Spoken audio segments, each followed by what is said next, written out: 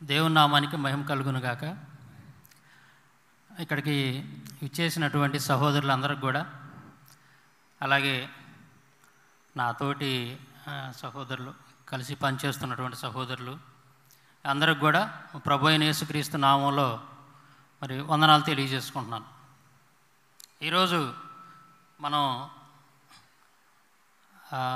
ఇక్కడికి వచ్చినటువంటి సందర్భం ఎండాలజీ గురించి, ఎండాలజీ అనేటువంటి ఒక ప్రోగ్రాం. అయితే ఈ ఎండాలజీ దీని గురించి చెప్పబోయే ముందు మొట్టమొదటిసారిగా తెలుగు రాష్ట్రాల్లో ఈ ఎండాలజీ ఈ ప్రోగ్రాం అనేది ఒకటి మనం స్థాపించాలి. దీని ద్వారా మన చరిత్ర గురించి కానీ, అలాగే క్రైస్తవ మిషనరీలు మన భారతదేశానికి చేసినటువంటి అపారమైనటువంటి సేవ, దీని గురించి చెప్పాలి ప్రజలకి. ఎందుకంటే అవన్నీ కూడా మరుగున పడిపోతూ ఉన్నాయి. మన క్రైస్తవ మిషనరీలు చేసినటువంటి సేవలన్నీ కూడా ఇప్పుడున్నటువంటి తరాలకు కానీ, రాబోయేటటువంటి తరాలకు కానీ మనం చెప్పకపోతే, ఇప్పుడున్న తరాలకు చెప్పకపోతే రాబోయే తరానికి అవి తెలిసేటువంటి అవకాశం లేదు. అవన్నీ కూడా మరుగున పడిపోతూ ఉన్నాయి. ఈలోపు ఏం జరుగుతుందంటే, ఎవరైతే మన క్రైస్తవ మిషనరీలు ఈ దేశానికి సేవ చేశారో వాళ్ళ మీద విష ప్రచారం చేస్తూ ఉన్నారు పని కట్టుకొని. మరి అందువల్ల ఏంటంటే ఒక రాంగ్ ఇన్ఫర్మేషన్ అనేది ప్రజల్లోకి వెళ్ళిద్ది, ఒక రాంగ్ ఇన్ఫర్మేషన్ ప్రజల్లోకి వెళ్ళిద్ది. కాబట్టి వాస్తవాలు మనం తెలియజేయాలంటే ఉద్దేశంతో సుమారుగా ఒక 8 లేదా 9 సంవత్సరాల క్రితం పగడాల ప్రవీణ్ అన్న, మేము ఎంతో అభిమానంగా పిలుచుకున్నటువంటి పేరు ప్రవీణ్ అన్న, దీన్ని మొట్టమొదటిసారిగా స్టార్ట్ చేశాడు హైదరాబాద్లో, ఏది మన తెలుగు రాష్ట్రాల్లో అప్పట్లో. సో అప్పుడు అనుకున్నాం ఎండాలజీ అంటే ఏంటబ్బా ఇది ఏదో కొత్తగా ఉంది ఈ పేరు. అప్పుడే మొట్టమొదటిసారి వింటాం మేము, ఏంటిది అని చెప్పి మాకు అర్థమయ్యేది కాదు. తర్వాత ప్రవీణ్ అన్న, అలాగే మన ఇక్కడ ఉన్నటువంటి మన సహోదరులు జెర్రీ థామస్ అన్న, బిబు గారు, ఇంకా కొంతమంది ఎవరైతే వీటి మీద అధ్యయనం చేసి ఉన్నారో వాళ్ళందరితోటి ప్రతి సంవత్సరం కూడా ఎండాలజీ అనేటువంటి ఈ ప్రోగ్రాం ఒక్కొక్క చోట, ఒక్కో సంవత్సరం ఒక్కో చోట, లేదా ఒక్కో సంవత్సరంలో 2-3 చోట్ల కూడా పెట్టినటువంటి సందర్భాలు ఉన్నాయి. దాని ద్వారా ప్రజలను ఎడ్యుకేట్ చేశాడు ప్రవీణ్ అన్న.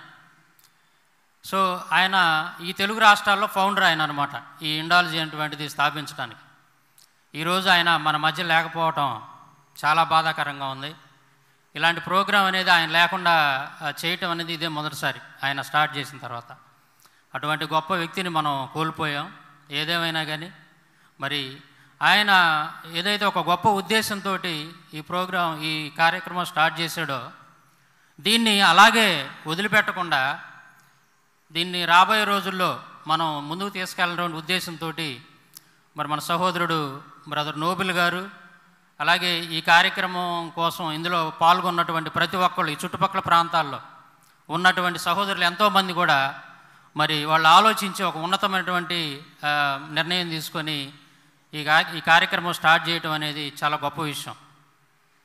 ఇది ఇంకా జరగాలి రాబోయే రోజుల్లో. ఇంకా అక్కడక్కడ ఇలాంటి కార్యక్రమాలు జరిగితేనే మనం భావి తరాలకి, భవిష్యత్ తరాలకి వాస్తవమైనటువంటి చరిత్ర, వక్రీకరణ లేనటువంటి చరిత్రను మనం అందించినటువంటి వాళ్ళం అవుతాం.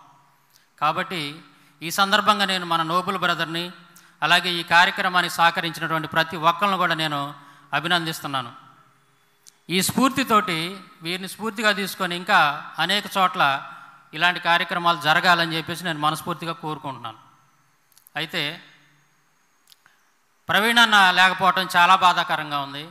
ఆయన మన మధ్య లేకపోవటం ఆయన గుర్తు చేసుకోవాలి ఈ సందర్భంగా. ఎందుకంటే దీనికి కారకుడు ఆయనే కాబట్టి ఈ కార్యక్రమం ఇలాంటివి జరగటానికి ప్రజలను అనేక మందిని కూడా మరి మన చరిత్ర గురించి కానీ, క్రైస్తవ మిషనరీల గురించి కానీ, అలాగే ఇతర గ్రంథాల గురించి కానీ అనేక విషయాలు ప్రజలను ఎడ్యుకేట్ చేశాడు.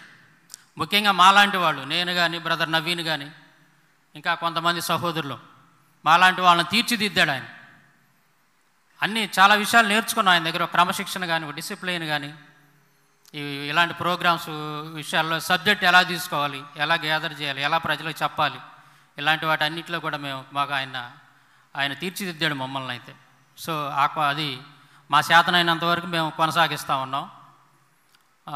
ప్రవీణ్ అన్న కుటుంబం గురించి, ఆయన విడిచిపెట్టి వెళ్ళినటువంటి ఆ కుటుంబం గురించి మీ యొక్క అనుదిన ప్రార్థనలో జ్ఞాపకం చేసుకోవాలని చెప్పేసి నేను ఈ సందర్భంగా మనం చేసుకుంటున్నాను. సో ఇప్పుడు మనం ఇండాలజీ అంటే ఏంటి, అసలు ఏంటి ఇండాలజీ, ఈ కార్యక్రమం యొక్క ఉద్దేశం ఏంది అనేది మన సహోదరులు ముందుగా ఇంట్రడక్షన్ ఇచ్చారు. బ్రదర్ జెర్రీ థామస్ గారు ఇంట్రడక్షన్ ఇచ్చారు. నేను కొన్ని విషయాలు మీతో పంచుకుంటాను. ఇండాలజీ అంటే ఏంటంటే చరిత్రను అధ్యయనం చేయటం. చరిత్ర గడిచినటువంటి కాలాన్ని అధ్యయనం చేయటం. దాంట్లోనే దేశ సంస్కృతి కానీ, భాషలు కానీ, ఇంకా రకరకాలుగా వాటన్నిటి గురించి కూడా ఒక అవగాహన, ఒక నాలెడ్జ్ అనేది కలిగి ఉండటాన్ని ఇండాలజీ అంటారు. సో ఇక్కడ మనం క్రైస్తవ మిషనరీలు మన దేశానికి వచ్చి ఎంతో సేవ చేశారు, మనకు తెలుసు ఆ సంగతి. క్రైస్తవ మిషనరీలు విలియం కేరీ గారి దగ్గర నుంచి, మదర్ తెరిసా గారి దగ్గర నుంచి, ఇంకా చాలామంది, అనేక మంది, రాబర్ట్ క్లవ్ గారు కానీ, ఇక్కడ ఈ ప్రాంతంలో బహుగా సేవ చేసినటువంటి కొంతమంది క్రైస్తవ మిషనరీలు ఉన్నారు. బైడెన్ దొరగారు, ఇట్లాగా చాలామంది ఉన్నారు. సో వీళ్ళంతా కూడా విస్తృతమైనటువంటి సేవ చేశారు.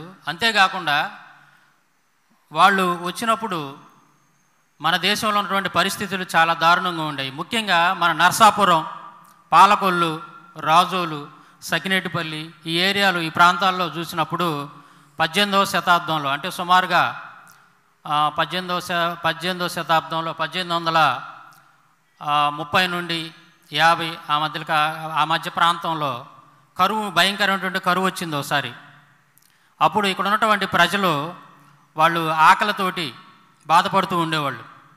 తర్వాత రోగాలతోటి ఇబ్బంది పడుతూ ఉండేవాళ్ళు. ఎక్కడ చూసినా సరే శవాలు ఉంటుండే అన్నమాట. భయంకరమైన కరువు వచ్చింది 18వ శతాబ్దంలో. అప్పుడు ఇక్కడికి క్రైస్తవ మిషనరీలు వచ్చారు. వాళ్ళల్లో బైడెన్ దొరగారు విశేషమైనటువంటి కృషి చేశారు. ఆ కాలంలో ఇక్కడ ఈ ప్రాంతంలో ఉన్నటువంటి ఇబ్బందులు పడుతున్నటువంటి వాళ్ళందరికీ కూడా వాళ్ళకి అన్నం పెట్టారు. అలాగే అనారోగ్యంతో బాధపడుతున్నటువంటి ఆ పరిస్థితులు, ఆ కరువు సంభవించినప్పుడు అనారోగ్యంతో బాధపడుతున్నటువంటి వాళ్ళు ఎంతోమంది, వాళ్ళందరికీ కూడా ఉచితంగా సేవ చేశారు. వాళ్ళకి అన్నం పెట్టారు, అలాగే కట్టుకోవడానికి బట్టలు ఇచ్చారు. మిషనరీ హాస్పిటల్ స్థాపించారు చుట్టుపక్కలంతా కూడా. అలాగే నర్సాపురంలో ఉన్నటువంటి మిషనరీ హాస్పిటల్, ఆ హాస్పిటల్ ద్వారా ఎంతో సేవ జరిగింది. ఎంతోమందికి వాళ్ళు క్రైస్తవుల, హిందువుల, ముస్లిమ్స్ ఏం చూడలేదన్నమాట. ఒక వ్యాధితోటి దగ్గరికి వచ్చినప్పుడు అందరికీ సేవ చేశారు. మన క్రైస్తవుల గొప్పతనం ఏంటంటే, మీరు క్రైస్తవులు అయితేనే మీకు సేవ చేస్తాం, మీరు క్రైస్తవులు అయితేనే మీకు మేము చదువు చెబుతాం, మీరు క్రైస్తవులు అయితేనే మీకు మేము అన్నం పెడతాం. ఇట్లాంటి మాటలు ఎప్పుడూ మాట్లాడలేదు మన క్రైస్తవులు, అంటే మిషనరీలు. ఎవరైనా సరే ఆపదలో ఉండి లేదా అవసరంతో ఉండి వచ్చినప్పుడు వాళ్ళకి సేవ చేశారు. వీళ్ళు క్రైస్తవుల, హిందువుల, మతాన్ని చూడలేదు వాళ్ళు. అంటే అది మానవత్వాన్ని చాటుకున్నారు. అదేవిధంగా ఈ చుట్టుపక్కల ఎంతో మంచిగా సేవ చేశారు బైడెన్ దొరగారు. ఇక్కడ నర్సాపురం, పాలకొల్లు ప్రాంతాల్లో మార్లపూడి ఎంబేరయ్య అని చెప్పి ఒక అతను ఉండేవాడు. మొట్టమొదటిసారిగా ఈ ప్రాంతంలో, ఈ పాలకొల్లు, ఈ నర్సాపురం ఈ ఏరియా, ఈ ప్రాంతంలో మొట్టమొదటిసారిగా బైడెన్ దొరగారు మరి సంపాదించినటువంటి ఆత్మ ఏందయ్యా అంటే మార్లపూడి ఎంబేరయ్య గారు అని చెప్పేసి ఒక ఆయన ఉండేవాడు. ఆయన్ని మొట్టమొదటిసారిగా ప్రభు వద్దకు నడిపించాడు. ఆయన ద్వారాగా ఈ చుట్టుపక్కల ప్రాంతాల్లో ఎంతో సువార్త జరిగింది. ఈ బైడెన్ దొరగారు అలాగే ఈ ఎంబేరి అయినటువంటి ఆయన, వీళ్ళు చుట్టుపక్కల ప్రాంతాల్లో బాగా సువార్తను అందించారు. అనేక మందికి మరి స్కూళ్ళు అవి స్థాపించి విద్యను అందించారు. ప్రజలకు వైద్యం అదంతా కూడా అందించారు. చాలా కృషి చేశారు ఈ చుట్టుపక్కల ప్రాంతాల్లో. అందుకే పాలకొల్లో ఇప్పుడు కూడా ఒక ప్రాంతం ఉంటుంది, ఎంబేరయ్యపేట అని పిలుస్తూ ఉంటారు. ఒకప్పుడు అది సిద్ధలపూడి అనేది ఏదో ఉండేది అప్పట్లో ఆ పేరు. ఇప్పుడు ఎంబేరయ్యపేట అని చెప్పేసి మార్చారనమాట. అది ఎందుకు వచ్చింది ఆయనంటే, ఎంబేరి అయినటువంటి ఆయన ఈ ప్రాంతంలో మొట్టమొదటిసారిగా రక్షణ పొందినటువంటి వ్యక్తి. ఆయన భార్య ఇద్దరికి బాప్తిసం ఇచ్చారు బైడెన్ దొరగారు బహిరంగంగా. సో అటువంటి చరిత్ర కలిగినటువంటి ప్రాంతం ఇదంతా కూడా. క్రైస్తవులు ఎంతో కృషి చేశారు. వాళ్ళు నడి వీధిలో కూర్చొని చేతులు పైకెత్తి ప్రార్థన చేసేవాళ్ళంట. ఈ చుట్టుపక్కల ఉన్నటువంటి ప్రజలంతా కూడా రక్షణలోకి రావాలి అని చెప్పేసి దేవుడికి మొరబెట్టి ప్రతిరోజు ప్రార్థన చేస్తూ ఉండేవాళ్ళంట. సో అట్లాగా మిషనరీలు ఈ ప్రాంతంలో చక్కగా సేవలు అందించారనమాట. అయితే ఇక్కడ పూర్వకాలంలో మన దేశంలో క్రైస్తవ మిషనరీలు రాకముందు పరిస్థితులు ఎలాగుండే అనేది మరి డాక్టర్ బిఆర్ అంబేద్కర్ గారు ఆయన బుక్స్లో రాశాడనమాట. ఆయన కొన్ని వాల్యూమ్స్ రాశాడు. ఆ వాల్యూమ్స్లో అప్పట్లో న్యూస్ పేపర్లో వచ్చినటువంటి కొన్ని సంఘటనల్ని ఆయన మరి ఇవ్వటం జరిగింది, ఆయన బుక్లో రాయటం జరిగింది. వాటిలో కొన్ని ఒక 2-3 సంఘటనలు మనం పరిశీలిద్దాం, ఏం రాసి ఉన్నాయి ఏంటి అనేది. అది అంబేద్కర్ రచనలో ప్రసంగాలు, వాల్యూమ్ నెంబర్ 5, పేజ్ నెంబర్ 39. ఇక్కడ ఏమని రాసి ఉంటుందంటే, ఇది బాంబే సమాచార్ 1936 డిసెంబర్ 19న ప్రచురించబడినటువంటి ఒక వార్త, బాంబే సమాచార్ అటువంటి పత్రికలో. ఇక్కడ అంబేద్కర్ గారు రాసినటువంటి విషయం అన్నమాట. ఇది ఏంటంటే, కాలికట్టులోని కంబాడి గ్రామంలో ఒక యువతి యొక్క బిడ్డ బావిలో పడింది. అప్పుడు ఆ యువతి రక్షించమని కేకలు పెట్టినా అక్కడ ఉన్న వాళ్ళు ఎవరు కూడా బావిలో దూకి ఆ బిడ్డను రక్షించడానికి ముందుకు రాలేదు. అప్పుడు దారిని పోయే ఒక అపరిచితుడు వచ్చి బావిలో దూకి బిడ్డను రక్షించాడు. తర్వాత అక్కడున్న ప్రజలు అతను ఎవరైనా అడగ్గా తాను అస్పృశ్యుడిని అని చెప్పాడు, అంటే అంటరాని వాడిని అని చెప్పాడు. అప్పుడు వారు అతని కృతజ్ఞతలు చెప్పటం పోయి, మరి బావిని మైలపరిచావు నువ్వు, నీ వల్ల మైలపడిపోయింది బావి అని చెప్పేసి దుర్భాషలాడి అతను కొట్టారంట. సో ఆ పరిస్థితులు, అంటే ఆ రోజుల్లో పరిస్థితులు ఎలా ఉండేవి అనేది, అంటే క్రైస్తవ మిషనరీలు వచ్చిన తర్వాత కూడా కొన్నాళ్ళు ఇవి కొనసాగిన ఇలాంటి పరిస్థితులు. రాకముందు ఇంకా ఇంతకంటే భయంకరంగా ఉన్నాయన్నమాట. అంటే ఏంది, ఒక బావిలో ఒక బిడ్డ పడిపోయారు, దారిని పోతున్నటువంటి వ్యక్తి వచ్చి బావిలో దూకి ఆ బిడ్డను రక్షిస్తే అప్పుడున్నటువంటి సమాజం ఎవరు నువ్వు అని అడిగినప్పుడు నేను ఒక అంటరాని వాడిని అస్పృశ్యుడిని అని చెప్పాడు. నీ వలన మా బావి మా నీళ్ళన్నీ కూడా మైలబడిపోయినాయి, నువ్వు ఒక అంటరాని వాడివి, నువ్వు బావిలో ఎందుకు దూకావని చెప్పేసి, అంటే ఆ బిడ్డ ప్రాణాలు కాపాడినందుకు అతనికి కృతజ్ఞతలు చెప్పి గౌరవించాల్సింది పోయి అతన్ని దుర్భాషలాడి కొట్టారంట. అంటే దీన్ని బట్టి అర్థం చేసుకోండి మన దేశంలో ఆ రోజుల్లో పరిస్థితులు ఎలాగుండాయి అనేది. తర్వాత ఇంకో సంఘటన చెప్తాను. తర్వాత అంబేద్కర్ రచనలో ప్రసంగాలు వాల్యూమ్ నెంబర్ 5 పేజ్ నెంబర్ 31లో అప్పుడు ఉన్నటువంటి పరిస్థితి చెప్తున్నాడు. ఒకటి, అస్పృశ్యులకు ఇచ్చేటటువంటి కూలి డబ్బులు కానీ మొక్కజొన్నల రూపంలో కానీ ఇస్తారు. అంటే ఈ అస్పృశ్యులని పిలువబడుతున్నటువంటి వాళ్ళు ఎవరైతే ఉన్నారో వాళ్ళు పనిచేసినప్పుడు వాళ్ళకి ఇచ్చేటటువంటి కూలి డబ్బుల రూపంలో కానీ, లేదంటే మొక్కజొన్నలు అంటే వాళ్ళు తినేటటువంటి ఆహారాలు అవన్నీ ధాన్యం రూపంలో ఇచ్చేవాళ్ళు అనమాట. అస్పృశ్యులకి ఇచ్చేటటువంటి జొన్నలను గోబరోవా అంటారు. అంటే పశువుల పేడలో ఉండే జొన్నలని దీని అర్థం, గోబరవా అని పిలుస్తారంట. అస్పృశ్యులకి ఇచ్చేటటువంటి జొన్నలు అంటే వాళ్ళు వండుకొని తినేటటువంటి వాటిని. ఏంటి దీని అర్థం ఏంటంటే ఆవు పేడలో ఉండేటటువంటి జొన్నలు అనమాట. మార్చి ఏప్రిల్ నెలలో జొన్నలు ఎదిగి పంటకు వస్తాయి. కోతకు వచ్చిన పంటను కోసి నూర్పిడికి పంట కళ్యంలో పరిచి పశువులను వదులుతారు. పశువుల తొక్కిడికి జొన్నలు నూర్పబడతాయి. అయితే నూర్పిడి సమయంలో ఎద్దులు గడ్డితో బాగా జొన్నలను కూడా తింటాయి. జీర్ణం కాని జొన్నలను అవి మర్నాడు పేడతో పాటు విసర్జిస్తాయి. పేడను కడిగి వేరు చేసిన ఆ జొన్నలను అంటరాని కూలీలకు బత్యం క్రింద కొలుస్తారు. ఆ పేడ జొన్నలను వారు దంచుకొని రొట్టె చేసుకొని తింటారు.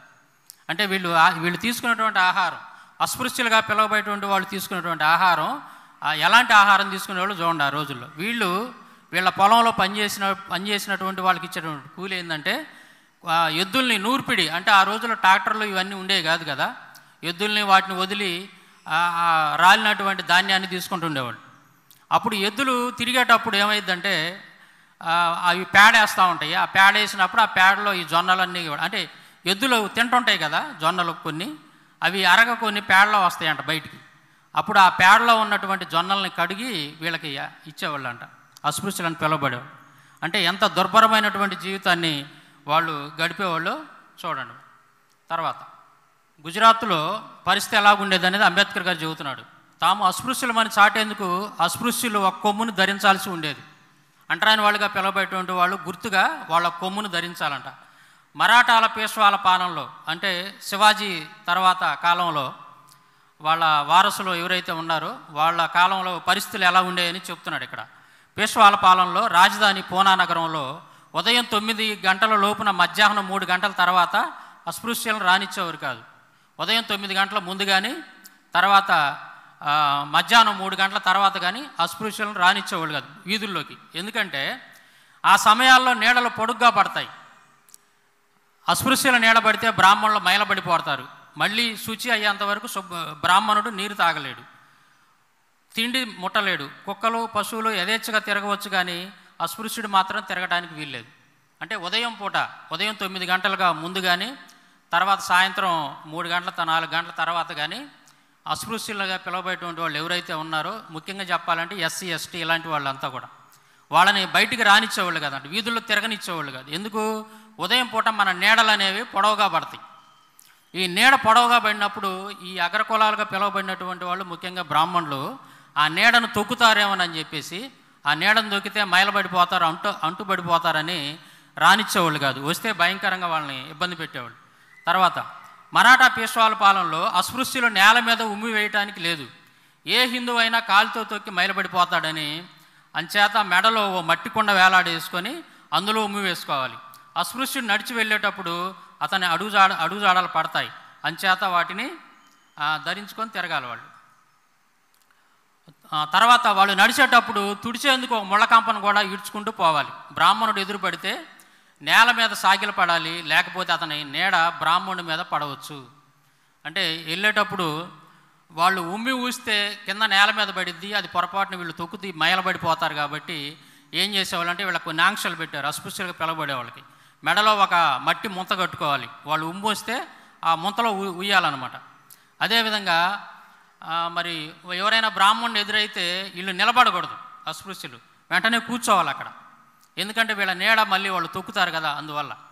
తర్వాత వీళ్ళు నడిచేటప్పుడు వెనకమాల ఒక ముళ్ళకంప కానీ ఏదో ఒక చీపురు లాంటిది కానీ కట్టుకోవాలి. ఎందుకంటే వీళ్ళు నడిచినటువంటి అడుగుల్ని ఆ వెనకమాల ఉన్నటువంటి చీపురి లేదా కంప అనేది శుభ్రం చేసుకుంటా వెళ్ళిద్ది. ఇటువంటివన్నీ కూడా మరి శివాజీ వాళ్ళ యొక్క వారసుల కాలంలో, ఛత్రపతి శివాజీ చనిపోయిన తర్వాత వాళ్ళ యొక్క వారసుల కాలంలో ఇవన్నీ కూడా జరిగినాయి అన్నమాట. తను ఫలానా అని గుర్తించేటట్టుగా మహారాష్ట్రలో అస్పృశ్యులు నల్లని దారాన్ని మెడ చుట్టూ కానీ మణికట్టుతో కానీ కట్టుకోవాలి. చూడంగానే నువ్వు అస్పృశ్యుడు అని గుర్తుపట్టేటట్టుగా, అంటే అస్పృశ్యుడు అని గుర్తుపడితే దానికి తగినటువంటి జాగ్రత్తలు వీళ్ళు తీసుకుంటారనమాట. అంటే దూరంగా దొలిగిపోవటం, ముట్టుకోకుండా ఉండటం, ఇలాంటివన్నీ కూడా చేస్తారు. దానికి గుర్తుగా నల్లటి దారాన్ని వాళ్ళు ధరించాలి. మలబార్లో అస్పృశ్యులు ఒక అంతస్తు కంటే ఎక్కువ ఎత్తు ఉండే ఇల్లు కట్టుకోవడానికి లేదు. ఇవన్నీ కూడా నేను చెప్పేవన్నీ కూడా డాక్టర్ బిఆర్ అంబేద్కర్ రచనలు, ప్రసంగాలంటువంటి పుస్తకాల్లో వాల్యూమ్ నెంబర్ 12 అలాగే 7 వీటిలో ఉంటాయి అన్నమాట. ఆ వాల్యూమ్స్ మీరు చూస్తే ఉంటాయి. పేజీ నెంబర్లు కూడా ఇచ్చాను నేను, 713, 712 అట్లాగా. తర్వాత చూడండి, మలబార్లో అస్పృశ్యులు ఒక అంతస్తు, అంటే అంటరాని వారుగా పిలవబడేటువంటి వాళ్ళు, వాళ్ళ అంతస్తులు ఇల్లు కట్టుకోవడానికి వీల్లేదన్నమాట. వాళ్ళు అంటే 2-3 అంతస్తులు ఇల్లు కట్టుకోవడానికి వీల్లేదు, ఆంక్షలు ఉండే వాళ్ళకి. అలాగే మలబార్లో అస్పృశ్యులు గొడుగులు తీసుకెళ్ళకూడదు, చెప్పులు వేసుకోకూడదు, బంగారు నగలు పెట్టుకోకూడదు. అంటే ఈ పరిస్థితులన్నీ కూడా ఆ రోజుల్లో ఉన్నాయి మన భారతదేశంలో. క్రైస్తవ మిషనరీలు ఇండియాకి రాకముందు చాలా భయంకరమైనటువంటి పరిస్థితి ఎలా ఉండే అనేది ఉదాహరణలు చెప్తున్నాను మీకు. ఇదంతా మనం ఏదో ఊహించి చెప్పటం కాదు, ఎక్కడో విన్నటువంటి కల్పనా కథలు కాదు, చరిత్రలో జరిగినటువంటివి, నమోదు కాబడినటువంటివి. ఆ రోజుల్లో మరి పత్రికల్లో వచ్చినటువంటి సంఘటనలు కానీ, అలాగే డాక్టర్ బిఆర్ అంబేద్కర్ గారు ఆయన కోట్ చేసినటువంటి విషయాలు, ఆయన కళ్ళతో చూసినటువంటివి, విన్నటువంటి విషయాల్ని పుస్తకాల రూపంలో రాశాడు. వాటి గురించి నేను మాట్లాడుతాను అన్నమాట, ఏమి జరిగినాయి మన దేశంలో. తర్వాత దక్షిణ భారతంలో అస్పృశ్యులు నడుముకు పైన బట్ట కప్పుకోవడాన్ని స్పష్టంగా నిషేధించారు. ఆడవాళ్ళు వక్షస్థల భాగానికి ఆచ్ఛాదన లేకుండా ఉండి తీరాలి. ఇది ఎంత దుర్మార్గమో చూడండి. ఆడవాళ్ళు పైన ఒంటి మీద వస్త్రం అనేది ఉండకూడదు, వాళ్ళు కింద నడుము కాడ నుంచి కింద కొండాలి తప్ప పైన వస్త్రం ఉండకూడదు. ఆడవాళ్లే కదా, మగవాళ్ళని కూడా అలాగే చూశారు దారుణంగా. వాళ్ళు సరైనటువంటి వస్త్రాలు ధరించడానికి లేదు, శరీరం అంతా కూడా వస్త్రాలను కప్పుకొని ఉండటానికి వీల్లేదు. అంత దారుణంగా టార్చర్ పెట్టారు ఈ ఎస్సీ ఎస్టీ ఇలాంటి బీసీ వీళ్ళందరినీ, శూద్రులను, ముఖ్యంగా శూద్రుల్ని, అలాగే అంటరాని వాళ్ళని. శూద్రులు కూడా అంటరాని వాళ్ళే. అంటే ఇప్పుడు మీకు శూద్రులు అంటే ఒక క్లారిటీ ఇవ్వాలి మీకు. మన వాళ్ళు తెలియని వాళ్ళు ఏమనుకుంటారంటే, మరి శూద్రులు అంటే ఎవరో ఎస్సీ ఎస్టీ వాళ్ళే కావాలనుకుంటారు. కాదు, ఇప్పుడున్నటువంటి వాళ్ళల్లో కమ్మ, కాపు, రెడ్డి, వెలమ ఇలాంటి క్యాస్టులు చెందినటువంటి వాళ్ళంతా కూడా అప్పుడు శూద్రులే. వీళ్ళంతా కూడా బ్రాహ్మణులు, ఈ మనువాదుల యొక్క వాళ్ళ దుర్మార్గాలకు బలైనటువంటి వాళ్ళే. వాళ్ళంతా కూడా ఇదిగో ఇలాంటి బాధలను అనుభవించినటువంటి వాళ్ళే. కాబట్టి ఈ విషయం మీరు క్లారిటీ తీసుకోవాలి. ఎవరయ్యా శూద్రులు అని అంటే బ్రాహ్మణ, క్షత్రియ, వైశ్య ఈ 3 కాక మిగిలిన వాటి వాళ్ళంతా కూడా శూద్రులు, అలాగే అస్పృశ్యులుగా చండాలు అని పిలువబడుతున్నటువంటి వాళ్ళు ఉన్నారనమాట. వీళ్ళందరూ కూడా ఇటువంటి భయంకరమైనటువంటి పరిస్థితిని అనుభవించారు, బాధలను అనుభవించారు, నరకాన్ని అనుభవించారు వాళ్ళ చేతులు. తర్వాత పేష్వాల పాలనలో నేరస్తులను దండించడానికి కులం రీత్యా విభేదం పాటించేవారు. కులాన్ని బట్టి శిక్షలు ఉండేవి. అన్నమాట. అతను బ్రాహ్మణుడు కనుక అయితే ఒక వ్యక్తిని చంపినా సరే అతనికి మరణశిక్ష ఉండకూడదు. అతన్ని ఊరు నుంచి బయటికి పంపించేయాలి, గుండు చేసి అక్కడి నుంచి అతను బతకడానికి కావాల్సిన డబ్బులు ఇచ్చి ఊరు దాటిచ్చేసేయాలి వేరే ఊరికి. బ్రాహ్మణుడు కనుక మరణకరమైనటువంటి శిక్షని పొందేందుకు అర్హుడైనా సరే ఆ మరణశిక్ష విధించకూడదు. కానీ ఇతర శూద్రులుగా పిలవబడిన వాళ్ళు ఎవరైతే ఉన్నారో వాళ్ళకి మాత్రం ఖచ్చితంగా అలాంటి తప్పు ఏదన్నా చేస్తే వాళ్ళకి మరణశిక్ష విధించాల్సిందే అని చెప్పేసి చెప్పారు. అప్పట్లో ఆ విధంగా ఉండే శిక్షలు. అలాగే బెంగాల్లో భూ యజమాని కులాన్ని బట్టి శిస్తు ఉండేది. ఎక్కువ కులానికి తక్కువ శిస్తు, తక్కువ కులానికి ఎక్కువ శిస్తు. అంటే ఈ పన్నులు చెల్లించేటువంటి విధానంలో కూడా వ్యత్యాసం ఉండేది. తక్కువ కులానికి చెందినటువంటి వాళ్ళ దగ్గర ఎక్కువ పన్ను వసూలు చేసేవాళ్ళు. మరి ఎక్కువ కులాలు కానీ పిలువబడేటువంటి వాళ్ళు ఎవరైతే ఉన్నారో ఆ కాలంలో వాళ్ళ దగ్గర తక్కువ పన్ను వసూలు చేసేవాళ్ళు అని చెప్తున్నారు. అలాగే మరాఠా పేష్వాల పాలనలో బ్రాహ్మణులు తప్ప మరి ఇతరులు ఎవరైనా సరే వేదాలని చదివినట్లయితే, వేదాలను పలికినట్లయితే వాళ్ళ నాలుకలు ఖండాలకు గురయ్యాయి. ఆ రోజుల్లో ఏం చేసేవాళ్ళు అంటే వేదాలు కనుక చదివితే వాళ్ళు శూద్రులు కానీ లేదా చండాలు అని పిలువబడుతున్నటువంటి అంటరాని వాళ్ళు, అస్పృశ్యులుగా పిలువబడుతున్నటువంటి వాళ్ళు కానీ వీళ్ళు ఎవరైనా సరే వేదాలను కనుక చదివారంటే వాళ్ళని తీసుకొచ్చి నిర్దాక్షిణ్యంగా వాళ్ళ నాలుకలు కోసేసేవాళ్ళు. ఇవన్నీ చరిత్రలో జరిగినాయి మన మిషనరీలు రాకముందు.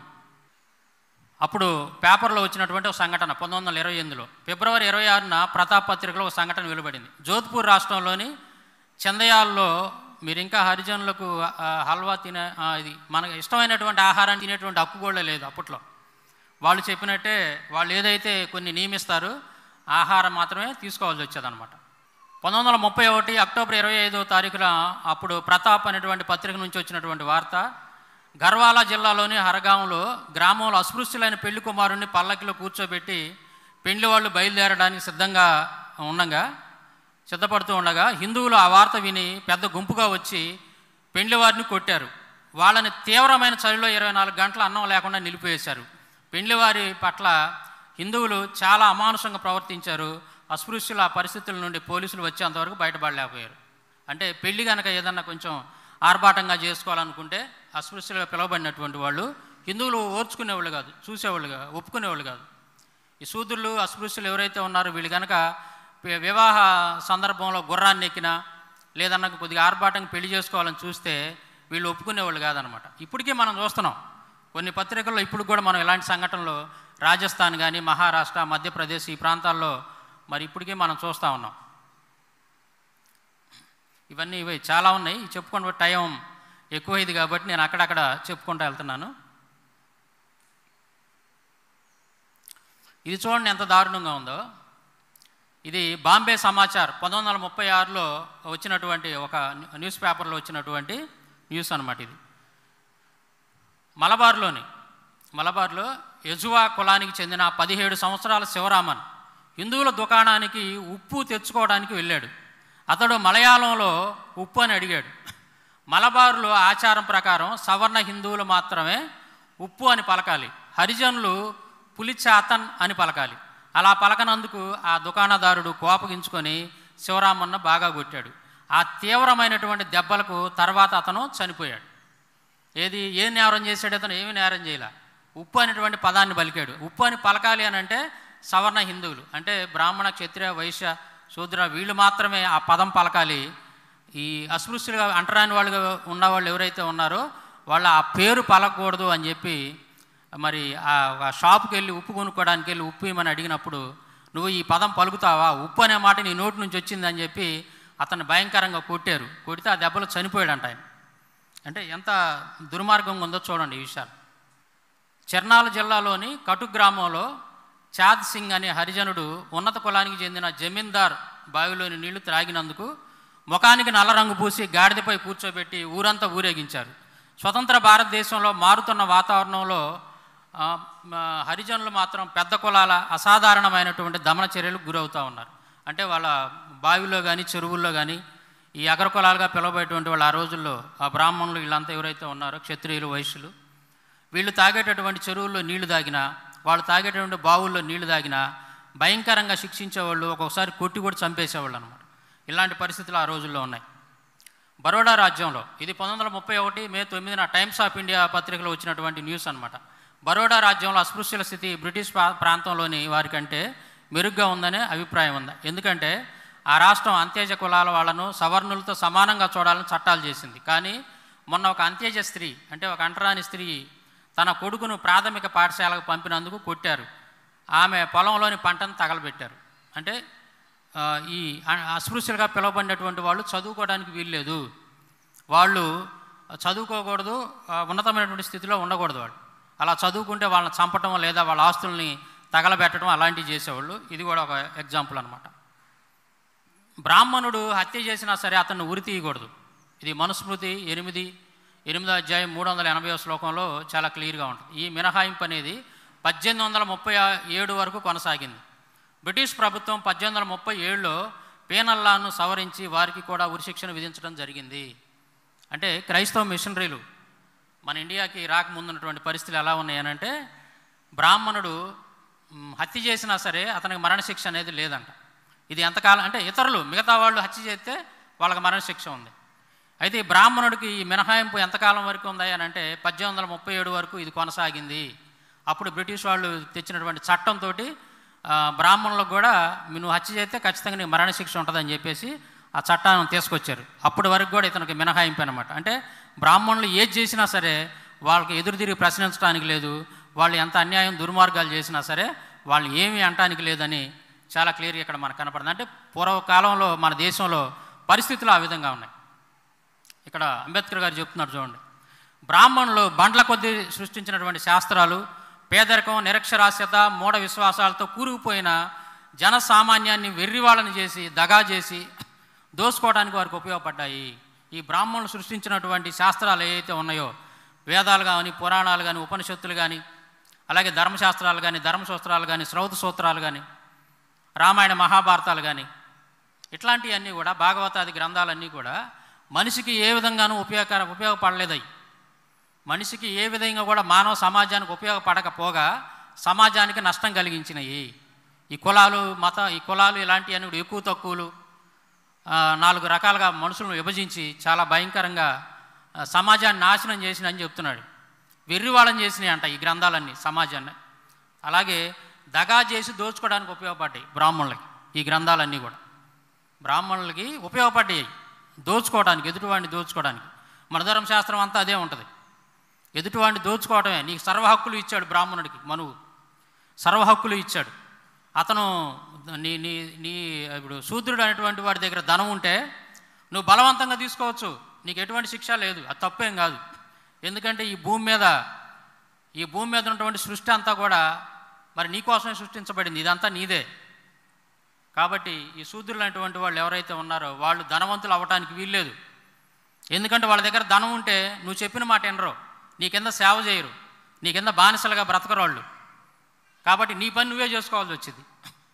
కాబట్టి వాళ్ళు ధనవంతులుగా ఎప్పుడు ఉండకూడదు, వాళ్ళు ఎప్పుడు నీ దగ్గర బానిసలాగా పనిచేస్తూనే ఉండాలి. మనుధర్మశాస్త్రం యొక్క సారాంశం అంతా అదే. వాళ్ళు తయారు చేసినటువంటి గ్రంథాలన్నీ కూడా వాళ్ళకు ఉపయోగపడేటట్టే రాసేసుకున్నారు అన్నీ. తర్వాత బ్రాహ్మణేతర స్త్రీలను చేర్చడానికి బ్రాహ్మణులు తమకు హక్కు ఉందనడం ప్రారంభించారు. ఈ నైతిక పతనాన్ని ఆపడానికి ఈస్ట్ ఇండియా కంపెనీ 1819లో ఒక శాసన నిబంధన తీసుకురావాల్సి వచ్చింది. బ్రాహ్మణులు యథేచ్ఛగా శూద్రులు ఈ అంటరాని కులాలుగా పిలువబడుతున్నటువంటి స్త్రీలని చాలా భయంకరంగా వాళ్ళు ఇష్టం వచ్చినట్టుగా వాళ్ళు అనుభవించేవాళ్ళు. వాళ్ళని ఏమీ అంటానికి లేదన్నమాట, వాళ్ళ ఇష్టం, అది బ్రాహ్మణులుగా వాళ్ళ ఇష్టం అన్నమాట. ఇదంతా కూడా తప్పు అని చెప్పేసి బ్రిటిష్ గవర్నమెంట్ ఏం చేసిందంటే ఒక చట్టాన్ని తీసుకొని వచ్చింది 1819లో. మీరు ఇలా చేయటం తప్పు అని చెప్పి చట్టాన్ని తీసుకొచ్చింది. తర్వాత ఇల్లాళ్లను కన్నెపిల్లలను ఎర్రజూపి వ్యభిచారంలో దించడం కోసం ఆడవాళ్ళను నియమించడాన్ని నేరంగా 1819 సంవత్సరపు 7వ శాసన నిబంధన ప్రకటించింది. ఈ ఏదైతే దేవదాసి వ్యవస్థని, భయంకరమైనటువంటి వ్యవస్థ అది.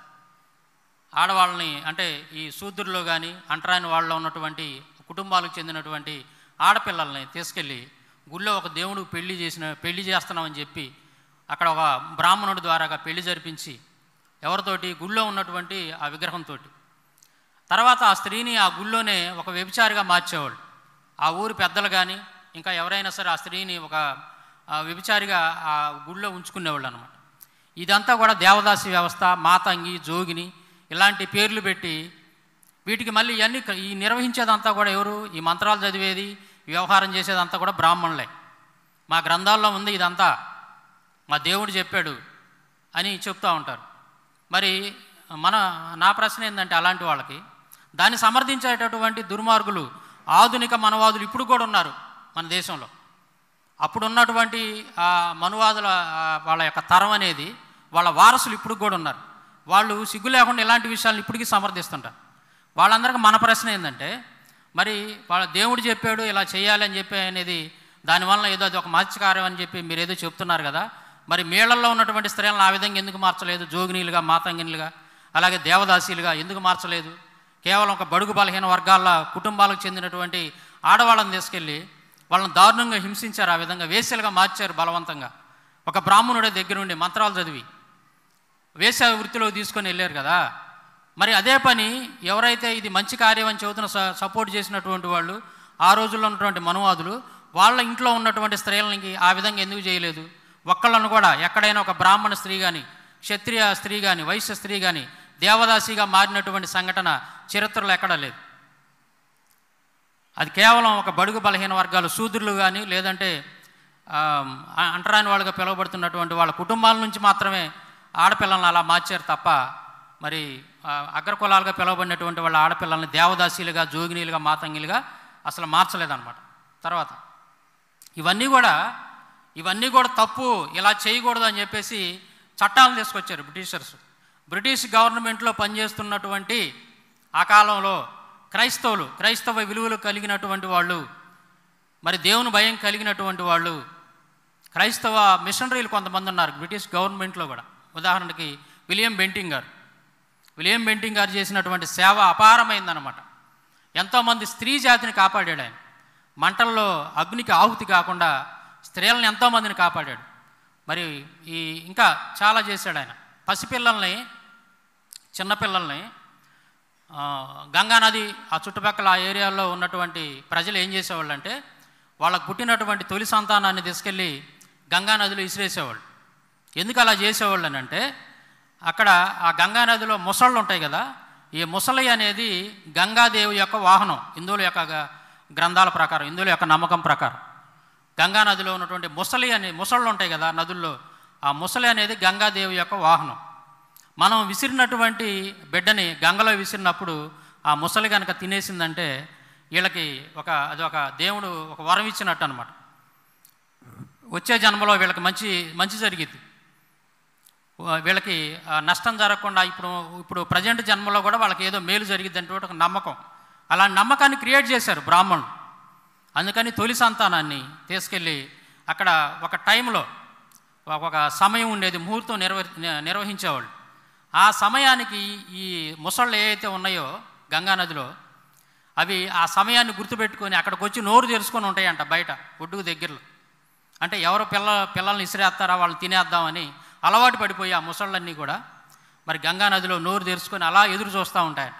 పుట్టిన పిల్లల్ని తీసుకెళ్ళి మంత్రోక్తిగా, శాస్త్రోక్తంగా తీసుకెళ్ళి ఇసిరేసేవాళ్ళు.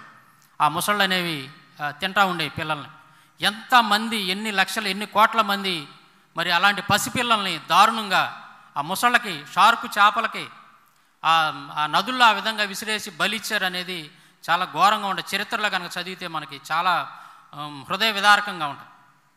దీని అంతటా కారణం ఎవరు? ఇవన్నీ కూడా బ్రాహ్మణులు సృష్టించినటువంటి ఈ సాహిత్యం ఏదైతే ఉందో వాళ్ళ వాంగ్మయం. వాటిలో రాసి ఉంది, గంగానదిలో ఏ రకంగా నువ్వు చనిపోయినా సరే నీకు పుణ్యగతులు వస్తాయి. నువ్వు ఏ రూపంలో గంగానదిలో నువ్వు ఆత్మహత్య చేసుకోవడానికి చచ్చిపోయినా సరే నువ్వు చనిపోయిన తర్వాత నువ్వు స్వర్గానికి వెళ్ళిపోతావు. అని చెప్పి రాసుకున్నారు. కాబట్టి అవన్నీ కూడా వాళ్ళు పాటించారు ఆ రోజులు. చాలా భయంకరమైనటువంటి విషయాలు. ఇలాంటి వాటన్నిటిని కూడా విలియం బెంటింగ్ గారు చట్టాన్ని తీసుకొచ్చాడు. మీరు ఎవరో కూడా స్త్రీలని సతీ సాగమనం పేరుతోటి బ్రతికొండగానే మీరు తగలబెట్టడానికి వీల్లేదు, ఇది ఒక అమానుషమైనటువంటి చర్య. దానికి చట్టాన్ని తీసుకొని వచ్చాడు. ఆ తర్వాత 1829లో ఆ తర్వాత చిన్నపిల్లల్ని ఈ రకంగా నదుల్లో విసిరేయకూడదు, ముసళ్ళకి వీటికి ఆహారంగా వేయకూడదు. అలాగే ఆ రోజుల్లో ఆడపిల్లలు పుడితే వెంటనే వాళ్ళని చంపేసేవాళ్ళు, ఏదో రకంగా బలి. అది దానికి కూడా మామూలుగా చంపడం కాదు, దానికి కూడా ఏదో పేరు పెడతారు, బలి ఇవ్వటం, ఏదో ఒక రూపంలో దేవతలకు బలి ఇవ్వటం. ఆడపిల్ల పుడితే ఆడపిల్ల కట్నం ఇచ్చి పెళ్లి చేయాలన్నటువంటి ఉద్దేశంతో, లేదా ఆడపిల్లతోటి ఏదైనా కొన్ని రకాల ఇబ్బందులు ఉంటాయన్నటువంటి ఉద్దేశంతో మగపిల్లలను బతకనిచ్చేవాళ్ళు. ఒక్కొక్కసారి ఆడపిల్లలను మాత్రం బలిస్తున్నామని చెప్పి చంపేసేవాళ్ళు. దాన్ని కూడా ప్రత్యేకంగా ఈ బ్రిటిష్ గవర్నమెంటు, విలియం బెంటింగ్ గారు ఇలాంటి వాళ్ళు చాలా గట్టిగా వార్నింగ్ ఇచ్చారు. వాళ్ళు విదేశీయులు అయినప్పటికీ కూడా క్రీస్తుని ప్రేమను కలిగి ఉన్నటువంటి వ్యక్తి కాబట్టి విలియం బెంటింగ్ గారు, ఆయన వాక్యం తెలిసినటువంటి వ్యక్తి కాబట్టి, వాక్యానుసారంగా బ్రతికినటువంటి వ్యక్తి కాబట్టి, ఇవన్నీ కూడా మరి దురాచారాలు, చాలా అన్యాయం. ఆడపిల్లల్ని ఈ రకంగా చంపడం ఏంది, ఇది తప్పు కదా. బాలికలుగా ఉన్నప్పుడే, పసిపిల్లలుగా ఉన్నప్పుడే చంపేసేవాళ్ళు. అగ్నిగుండం ఏర్పాటు చేసి మంత్రాలు చదువుతూ అగ్నిగుండంలో పడేసేవాళ్ళు ఆడపిల్లలు. అదేమంటే మేము దేవతకు బలిస్తున్నామని చెప్పేవాళ్ళు. ఇలాంటి దుర్మార్గమైనటువంటి ఆచారాలని ఎవరైనా సరే మీరు కనుక ఇలాంటి పాటించారంటే మీకు మరణదండన ఉంటుంది, మరణశిక్ష ఉంటుందని చెప్పి చట్టాన్ని తీసుకొని వచ్చాడు విలియం బెంటింగ్ గారు. క్రైస్తవ ఆయన ఒక గవర్నర్ జనరల్ అయినప్పటికి కూడా ఆయన ఒక మిషనరీగానే చూడవచ్చు మనం. ఆయన తెచ్చినటువంటి సంస్కరణలు ఎన్నో ఉన్నాయి మన దేశంలో. ఇలాంటి దుర్మార్గమైనటువంటి వీటన్నిటి నుంచి కూడా స్త్రీ జాతిని కాపాడారు. అలాగే అంటరాని వాళ్ళుగా పిలువబడుతున్నటువంటి వాళ్ళందరినీ కూడా మన క్రైస్తవ మిషనరీలు వాళ్ళని దగ్గరకు తీసుకొని వాళ్ళకి మంచి వస్త్రాలు దొడుకునేటట్టు చేసి, ముఖ్యంగా వాళ్ళకి విద్యను నేర్పించారు. చదువుకుంటే మనిషి తెలియగలవాడు అవుతాడు. చదువుకుంటే మనిషి ఏదైనా కానీ అతని ఆలోచనల ప్రకారం చేయగలుగుతాడు. ఒక డాక్టర్ బిఆర్ అంబేద్కర్ గారు చదువుకున్నాడు కాబట్టి రాజ్యాంగాన్ని రాయగలిగాడు. ఈరోజు ఈ దేశాన్ని ఈ విధంగా నడిపించగలుగుతా ఉన్నారు. ఇప్పుడు మనలాంటి వాళ్ళంతా కూడా చదువుకున్నాం కాబట్టి ఈ విషయాలన్నీ చెప్పగలుగుతున్నాం, 10 మందిని ఎడ్యుకేట్ చేయగలుగుతున్నాం. అదే చదువు లేకపోతే తెలియదు, ఇవన్నీ మనకి చెప్పేవాళ్ళు ఉండరు. స్వార్థపరులు, మతోన్మాదులు ఈ గ్రంథాలను తయారు చేసి ఈ దేశాన్ని నాశనం చేసినటువంటి దుర్మార్గులు చెప్పిన నిజాలు అనుకునేవాళ్ళు. మనం ఎదురు తిరిగి కనుక ప్రశ్నించామనుకోండి అన్యాయాన్ని, ఇది తప్పు కదా, ఇలా చేయటం అనేది తప్పు, మీరు ఎందుకు ఇలా చేస్తున్నారు, అగ్రకులాలుగా మీరు పిలువబడుతున్నటువంటి వాళ్ళ సంపద అంతా మీకే ఎందుకుంది, మాకెందుకు ఉండకూడదు అని చెప్పి ఎవరైనా ప్రశ్నిస్తే వాళ్ళని దారుణంగా శిక్షించేవాళ్ళు. వాళ్ళకు ఒక మాట చెప్పేవాళ్ళు, ఏంటంటే మీరు పోయిన జన్మలో ఏదో పాపం చేశారు, అందువల్లే మీరు ఈ రోజున అంటరాని కులంలో పుట్టారు, మీరు శూద్రులుగా పుట్టారు, మీరు అస్పృశ్యులుగా పుట్టారు. ఇది మా తప్పు కాదు, మేమేదో మిమ్మల్ని ఆంక్షలు విధించాము, మీ చేత వెట్టి చాకరీ చేయించుకుంటామని మీరు అనుకుంటున్నారు, కానీ ఇది మా తప్పు కానే కాదు, ఇది నీ తప్పే. ఎందుకంటే నువ్వు పోయిన జన్మలో ఏదో భయంకరమైన పాపాలు చేసావు, అందుకే నువ్వు ఈ కులంలో పుట్టావు. మేము పుణ్యాలు చేశాం కాబట్టి మేము ఆ కులంలో పుట్టాం. కాబట్టి మీరు ఈ కులంలో మేము చెప్పినట్టు మీరు వింటే కనీసం వచ్చే జన్మలో అయినా మీరు మంచి కులంలో పుడతారు. మీరు లేదా మాకు ఎదురు తిరిగారు అనుకోండి, ఇంకా భయంకరమైనటువంటి దరిద్రాన్ని అనుభవిస్తారు వచ్చే జన్మలో. కాబట్టి మేము చెప్పిందే మీరు వినాలి, ఇది మా తప్పు కాదు, శాస్త్రాలు చెబుతున్నాయి. శ్రీకృష్ణుడు చెప్పాడు బ్రాహ్మణ క్షత్రియ వైశ్య, బ్రాహ్మణులు ఏం పని చేయాలి, క్షత్రియులు ఏం పని చేయాలి, బ్రాహ్మణులు అనేటువంటి వాడు చదువు చెప్పాలి, మంత్రాతంత్రాలు ఇవన్నీ చదవాలి, అలాగే క్రతువులు ఇవన్నీ నిర్వహించాలి, క్షత్రియుడు అనేటువంటి వాడు యుద్ధం చేయాలి, రాజు ఈ దేశం కోసం పోరాటం చేయాలి, యుద్ధం చేయాలి, అలాగే వయసులైనటువంటి వాళ్ళు వ్యాపారం చేయాలి, పశుపాలన చేయాలి. శూద్రుడు అనేటువంటి వాడు మాత్రం చదువుకోకూడదు, వాడు ఆస్తిని సంపాదించకూడదు, వాడు వ్యాపారం చేయకూడదు. ఏం చేయాలా, ఈ 3 కులాల వాళ్ళు, వర్ణాల వాళ్ళు, అప్పుడు వర్ణాలు అనేవాళ్ళు వాటి అయ్యే కులాలుగా మారిపోయినాయి రాబోయే రాజు మరి తర్వాత తరాలు. ఏంటిది అది, బ్రాహ్మణ క్షత్రియ వైశ్య, ఈ ముగ్గురు, వీళ్ళ ముగ్గురికి సేవ చేయటానికే దేవుడు నిన్ను పుట్టించాడు. ఈ శూద్రుడా నువ్వు విను, నిన్ను ఎందుకు పుట్టించాడు దేవుడు, వాళ్ళకి మళ్ళీ ఆస్తి సంపాదించుకోవడానికి కాదు, వాళ్ళకి మళ్ళీ చదువుకోవడానికి కాదు. నిన్ను ఎందుకు పుట్టించాడంటే ఈ 3 వర్ణాల వాళ్ళకి సేవ చేయడానికే పుట్టించాడు. కాబట్టి దేవుడే చెప్పాడు, కృష్ణుడే చెప్పాడు చూడండి భగవద్గీతలో, కృష్ణుడే చెప్పాడు చూడండి మహాభారతంలో. మరి దేవుని మాట నువ్వు వినాలి, నువ్వు మనమంతా దేవుని మాట వినాలి. ఏం చెప్పాడు, మా ముగ్గురికి నిన్ను సేవ చేయమన్నాడు. కాబట్టి నువ్వు చచ్చినట్టు నువ్వు, నీ తర్వాత నీ బిడ్డలు, ఆ తర్వాత మళ్ళీ వాళ్ళ బిడ్డలు, ఇట్లా తరతరాలుగా మాకు సేవ చేయడానికే దేవుడు మిమ్మల్ని పుట్టించాడు, కాబట్టి మీరు మాకు సేవ చేయాలని చెప్పేసి చెప్పారు. అట్లా వాళ్ళ మైండ్ డైవర్ట్ చేశారు. అలా అలవాటు పడిపోయి మన తాత ముత్తాతలు, మన పూర్వీకులు కూడా వాళ్ళు చెప్పింది నిజమని నమ్మారు. ఎందుకంటే వాళ్ళు చదువు చెప్పలేదు కదా. తిరిగి ప్రశ్నించాలంటే చదువుకొని ఉంటే అవగాహన ఉంటుంది, ఏది మంచి ఏది చెడు అనేది కొంచెం లోతులుగా ఇలా తెలుసుకోవడానికి అవకాశం ఉంటుంది. చదువుకోలేదు కాబట్టి పాపం వాళ్ళు గుడ్డిగా నమ్మారు, వీళ్ళ కింద బానిసల్లాగా బ్రతికారు వాళ్ళు. అందుకే అంబేద్కర్ గారు ఒక మాట అంటాడు. ఏమంటాడంటే, ప్రపంచంలో అణిచివేతకు గురి కాబడినటువంటి ప్రజలు ఏదో ఒక రోజు ఎదురు తిరిగి వాళ్ళ మీద తిరుగుబాటు చేసి యుద్ధాలు చేశారు. కానీ ఈ భారతదేశంలో మాత్రం, భారతదేశంలో ఉన్నటువంటి ఈ అస్పృశ్యులు, శూద్రులుగా పిలువబడుతున్నటువంటి వాళ్ళు ఈ బ్రాహ్మణులు, క్షత్రియులు, వైశ్యుల మీద యుద్ధాలు చేయలా. ఎందుకు చేయలేదంటే చెప్తున్నా వినండి అని చెప్పేసి అంబేద్కర్ గారు చెప్తాడు. ఏం చెప్తాడంటే, వీళ్ళకి చదువు చెప్పలేదు ఫస్ట్. చదువు ఎందుకు చెప్పలేదంటే, చదువుకుంటే తెలివితేటలు వస్తాయి. తెలివితేటలు వస్తే ప్రశ్నిస్తాడు, సమాధానం చెప్తాడు. ఆడి గ్రంథాల్లో ఉన్నటువంటి వాటిని కూడా ప్రశ్నిస్తాడు మనలాగా. ఇది తప్పు కదా అని చెప్తాడు, ఎదురు తిరుగుతాడు. కాబట్టి చదువు చెప్పకూడదు, చదువు చెప్పలా. తర్వాత యుద్ధాన్ని చేయడానికి అవకాశం ఇవ్వాల అంటే ఆయుధాలు పట్టిలా, ఆయుధ సామాగ్రి శూద్రుడికి పట్టిలా. ఎందుకు? ఆయుధాలు చేతిలో ఉంటే ఆ విద్యనంతా కూడా నేర్చుకొని మనకే ఎదురు తిరుగుతాడు, చంపేస్తాడు ఆయుధాలతో, మనకు ఎదురు తిరుగుతాడు, మన మీద యుద్ధం చేస్తాడు. కాబట్టి ఆయుధాలు శూద్రుడికి అందియకూడదు. ఇట్లాగా. తర్వాత ధనం ఎక్కువ ఉన్నా సరే మనం చెప్పిన మాట ఏండవు, మన దగ్గర పనులకు రాడు. కాబట్టి ఏదైతే వ్యాపారం కనుక వాళ్ళకి అప్పచెప్పామనుకో, డబ్బు సంపాదించి మనం చెప్పిన మాట ఏండు. కాబట్టి ఆ వ్యాపారం అనేది వైశ్యులకు అప్పచెప్పారు, శూద్రుడికి ఏమీ అప్పచెప్పలా. అందుకే వాళ్ళు ఎదురు తిరిగి ప్రశ్నించాలి, వాళ్ళతో పోరాడాలి, ఫైట్ చేయాలన్నటువంటి ఆలోచన ఈ శూద్రులకు రాలేదు అని చెప్పి అంబేద్కర్ గారు అంటాడు. చాతుర్వర్ణ వ్యవస్థ అంటే భ్రష్ట వ్యవస్థ ఈ ప్రపంచంలో ఎక్కడా లేదంటాడు. చూడండి మీరు కావాలంటే, ప్రపంచంలో ఎక్కడా కూడా చాతుర్వర్ణ వ్యవస్థ అనేది పలానవాడు ఈ పనే చేయాలి, పలానవాడు ఆ పనే చేయాలని చెప్పి ఏదైతే కొన్ని వేల సంవత్సరాల పాటు ఈ దేశాన్ని నాశనం చేశారో, ఇలాంటి వ్యవస్థ అనేది ఈ భారతదేశంలో తప్ప ప్రపంచంలో ఎక్కడా కూడా లేదని అంబేద్కర్ గారు పదే పదే చెప్తూ ఉంటాడు. సో అది. తర్వాత కొన్ని పరిశీలన చేద్దాం. ఇవన్నీ కూడా చట్టాలు తీసుకొచ్చారు. అంటే ఆడపిల్లల్ని, ఈ బడుగు బలహీన వర్గాల ఆడపిల్లలతోటి మీరు వ్యభిచారం చేయడానికి వీల్లేదు, ఈ గుళ్ళో పెళ్ళి అది ఇదని దేవదాసి వ్యవస్థని ఇలాంటివి మీరు చేయడానికి వీల్లేదు, మతాన్ని అడ్డు పెట్టుకొని ఇలాంటి దుర్మార్గాలు మీరు చేయడానికి వీల్లేదని 1819 నుంచే వీళ్ళకి ఆంక్షలు అంటే చట్టాలు అనేవి తీసుకొని రావడం మొదలుపెట్టారు ఈస్ట్ ఇండియా కంపెనీ వాళ్ళు. అట్లా తర్వాత ఇది భయంకరమైనటువంటి విషయం ఒకటి ఉంటుంది, అంబేద్కర్ గారు రాసినటువంటి విషయం. సుమోరిని వివాహం చేసుకుంటే, సుమోరి అనేటువంటి ఒక తెగ, వాళ్ళు వివాహం చేసుకుంటే ముందుగా నంబూదిరి బ్రాహ్మణుడు అతని భార్యను అనుభవించిన తర్వాత ఇష్టపడితే 3 రోజులు ఆమెతో సహవాసం చేసి పెదపే తన భార్యతో కలిసి జీవించవచ్చును. ఎందుకంటే తన వివాహ ప్రథమ ఫలాలు ఆమె పూజించే దేవునికి పవిత్ర నైవేద్యాలు. అంటే ఏంటంటే ఇక్కడ సుమోరిన్ అనేటువంటి ఒక తెగ ఉండదు. ఆ తెగకు చెందినటువంటి వాళ్ళు పెళ్లి కనుక చేసుకుంటే ఆ వ్యక్తి యొక్క భార్య మొట్టమొదటిసారిగా అక్కడ ఉన్నటువంటి నంబూదిరి బ్రాహ్మణులు ఉండేవాళ్ళు. ఆ బ్రాహ్మణుడి దగ్గరికి వెళ్ళి అక్కడ ఆ బ్రాహ్మణుడితో గడిపిన తర్వాతే తన భర్తతోటి గడపాలి.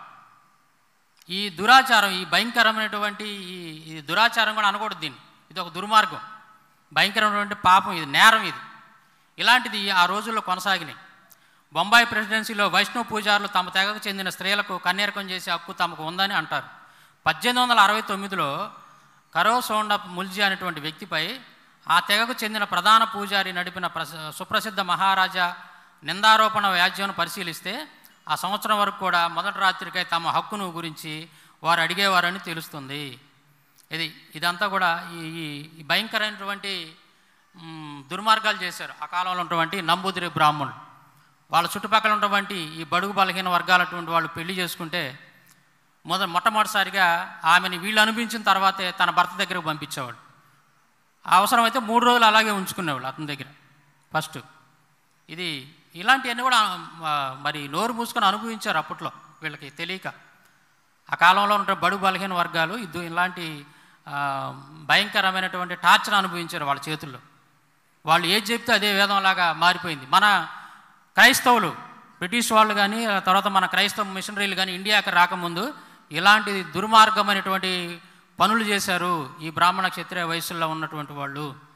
చాలా దారుణం. ఇది నేను చెబుతున్నటువంటి మాట కాదు. డాక్టర్ బిఆర్ అంబేద్కర్ గారు ఆ కాలంలో జరిగినటువంటి పరిస్థితులన్నింటిని కూడా పుస్తకాల రూపంలో రాశాడు. వాటిని నేను చదివి వినిపిస్తున్నాను అన్నమాట. చూశారు కదా. అంటే వాళ్ళు అంటే ఇవన్నీ కూడా ఇలా ఉండకూడదు, ఇది తప్పు అని చెప్పేసి మన ఈ బ్రిటిష్ వాళ్ళు కూడా, బ్రిటిష్ గవర్నమెంట్ కూడా అండి, వాళ్ళు అందరూ కూడా దీని గురించి ఆలోచించలేదు, పట్టించుకోలేదు ఇక్కడ జరుగుతున్నటువంటి ఘోరాల గురించి. వాళ్ళల్లో క్రైస్తవులు కొంతమంది ఉన్నారు, వాళ్ళు ఆలోచిస్తూ వచ్చారు.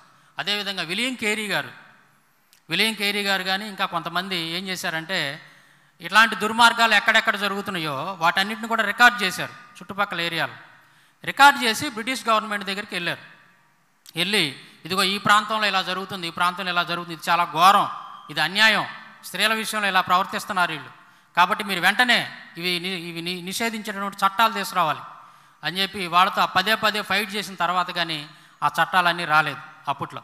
సో ఈ మరి నమూదిరి బ్రాహ్మణులు భార్యని, ఆ తెగల్లో ఉన్నటువంటి భార్యని, ఆ వ్యక్తి యొక్క భార్యని పొందేటటువంటి హక్కు మరి అది ఉండకూడదని చెప్పేసి, అలా ఉండకూడదని చెప్పి చట్టాన్ని తీసుకొని వచ్చారు. అది ఆ కాలంలో చట్టాలు తీసుకొచ్చి దాన్ని స్టాప్ చేశారు. ఎవరైనా కానీ ఈ విధంగా చేస్తే వాళ్ళకి శిక్షార్హులు వాళ్ళు అని చెప్పి చట్టాలను తీసుకొని వచ్చారు. అయితే ఇప్పుడు మీరు గమనించినట్లయితే ముఖ్యంగా ఈ బ్రాహ్మణ మనువాద భావజాలం కలిగినటువంటి ఇతరులు కూడా వాళ్ళు పదే క్రైస్తవ మిషనరీల మీద ఎందుకు విషం చిమ్ముతారంటే ఇందుకే, వాళ్ళు చేస్తున్నటువంటి దుర్మార్గాలకి అప్పట్లో అడ్డుపడి, ఆ రోజుల్లో అడ్డుపడి, వాళ్ళ దుర్మార్గాలకు అడ్డుపడి వాళ్ళ ఆటలు సాగనీయలేదన్నమాట. మానవత్వంతో మరి అప్పుడు ఇలాంటి చట్టాలు కొన్ని తెచ్చారు. వాళ్ళు చేస్తున్నటువంటి దుర్మార్గాలను స్టాప్ చేసే చట్టాలు తెచ్చారు. కాబట్టి ఇప్పుడు కూడా ఈ దుర్మార్గులు ఏం చేస్తారంటే క్రైస్తవ మిషనరీల మీద విషం చిమ్ముతూ ఉంటారు, క్రైస్తవుల మీద. అది మెయిన్ కాదు. ఇది అంబేద్కర్ గారు చెప్పినటువంటిది. అంబేద్కర్ రచనల ప్రసంగాలు వాల్యూమ్ నెంబర్ 1 పేజీ నెంబర్ 82లో ఏముంటుందంటే, చాతుర్వర్ణ్యం అంటే భ్రష్ట వ్యవస్థ ప్రపంచంలో మరెక్కడా కనిపించదు. ప్రజలను జీవోత్సవాలుగా, నిర్వ్యాపారాలుగా, పక్షవాత రోగులుగా, క్షతగాత్రులుగా, ఎందుకు పనికిరాని దద్దమ్ములుగా తయారు చేసిన నీచ నికృష్ట వ్యవస్థ ఇది. ఇందులో ఏమాత్రం కూడా అతిశయోక్తి లేదు, చరిత్ర దీనికి ప్రబల సాక్ష్యం అని చెప్తూ ఉన్నాడు. అంటే ఈ చాతుర్వర్ణ వ్యవస్థ అనేది ఇలాంటిది ప్రపంచంలో మరెక్కడా కనపడదు. ప్రజల్ని పక్షవాత రోగులుగా మార్చిందంట. ప్రజల్ని. అంటే పక్షవాత రోగులు అంటే పక్షవాతం వచ్చినటువంటి వ్యక్తి ఏమీ చేయలేడు, మంచం నుంచి కదలలేడు అతను. అంటే వీళ్ళు కాళ్ళు చేతులు అన్ని పనిచేస్తున్నాయి, అన్నీ ఉన్నప్పుడు కూడా మరి ఇందాక నేను చెప్పాను కదా, మీరు ఏదో పూర్వజన్మలో పాపం చేశారు కాబట్టి ఇప్పుడు మీరు అంటరాని వాళ్ళుగా పుట్టారు, నేను చెప్పినట్టు వినాలనగానే తలకాయించుకొని వాళ్ళు చెప్పినట్టు విన్నారు. అందుకే ఇక్కడ అంటున్నాడు పక్షవాత రోగులుగా, ఎందుకు చేతకాని వాళ్ళగా చేసిందనమాట, క్షతగాత్రులుగా చేసింది. అది అట్లా మార్చింది చాతుర్వర్ణ వ్యవస్థ అని చెప్పేసి అంబేద్కర్ గారు చెప్తున్నారు. అయితే అంబేద్కర్ గారు ఒక మంచి మాట అంటాడు, బైబిల్లో విషయాన్ని కోట్ చేస్తాడు ఒక చోట. ఏంటంటే గలతీలకు రాసినటువంటి పత్రిక 3వ అధ్యాయం 28లో ఒక మాట ఉంటుంది.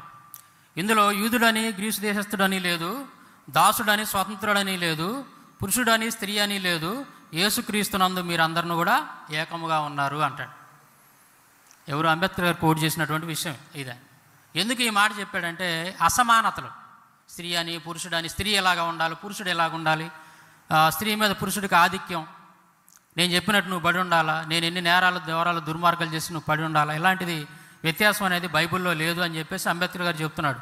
దాసుడని స్వతంత్రుడని, అయితే నువ్వు పలానా కులానికి చెందినటువంటి వాడి, నువ్వు మరి నేను చెప్పినట్టే వినాలా, నీ తక్కువ కులం నాది ఎక్కువ కులం, ఇటువంటి వ్యత్యాసం అనేది ఎక్కువ తక్కువలు, నీకు తక్కువ కులం ఎక్కువ కులం, ఇలాంటి దుర్మార్గమైనటువంటి ఆచారాలు ఇవన్నీ బైబిల్లో లేవు అని చెప్పేసి అంబేద్కర్ గారు చెప్తా ఉన్నాడు. తర్వాత అండి ధర్మశాస్త్రాల గురించి మనం చూస్తే బైబిల్లో ఉన్నటువంటి ధర్మశాస్త్రం, అలాగే వీళ్ళు చెబుతున్నటువంటి మను ధర్మశాస్త్రం, దీంట్లో 1-2 ఎగ్జాంపుల్స్ నేను చూపిస్తాను. ఇక్కడ ఏముంటుందంటే లేవీకాండంలో దేవుడు ఒక మాట చెప్తాడు, మీరు పక్షపాతం లేక తీర్పు తీర్చవలను, మీలో ఉన్న పరదేశికి మీరు చెప్పినట్టు మీ స్వదేశికిని చేయవలను, నేను మీ దేవుడైన యెహోవానని వారితో చెప్పుము అనిను.